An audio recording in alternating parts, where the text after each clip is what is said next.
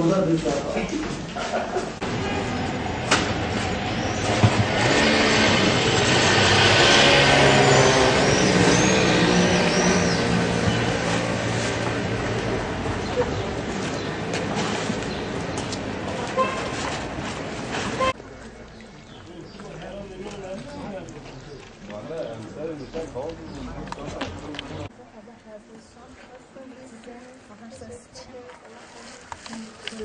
Bizler Mustazaflar Cemiyeti Yardım Komisyonu olarak bu ayda fakir ailelerimizin yüzlerini inşallah güldürmüşüzdür.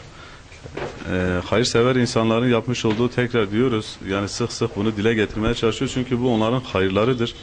Onların ulaştırmış olduğu hayırlar vesilesiyle biz halkımıza, fakir insanlarımıza ulaşıyoruz. Elhamdülillah onların da dualarını aldık, fakir ailelerimizin. Sayı belirtmek gibi olursa biz kırmızı etle ve gıda olarak bir bütünüyle 100 ailemize yardım yaptık bu ay içerisinde.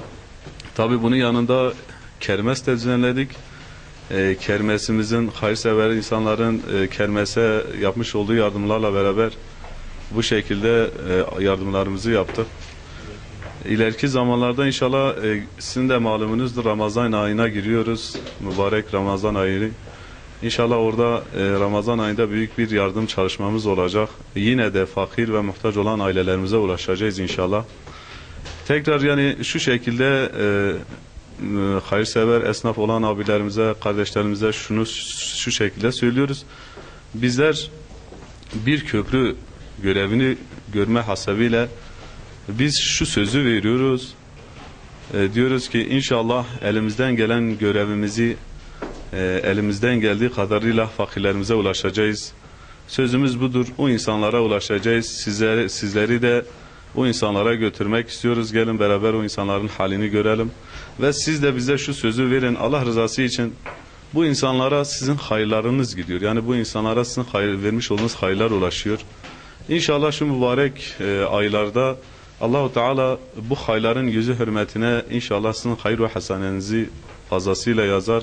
Bizi de o hayırlara vesile kılar diyoruz. Yine de onlara şunu söylüyoruz. Allah-u Teala yapmış olduğu hayırlarından dolayı hepsinden razı olur inşallah, bizden ve onlardan. Allah-u Teala bizleri inşallah iyilerden etsin. Rabbim bizleri salihlerden etsin.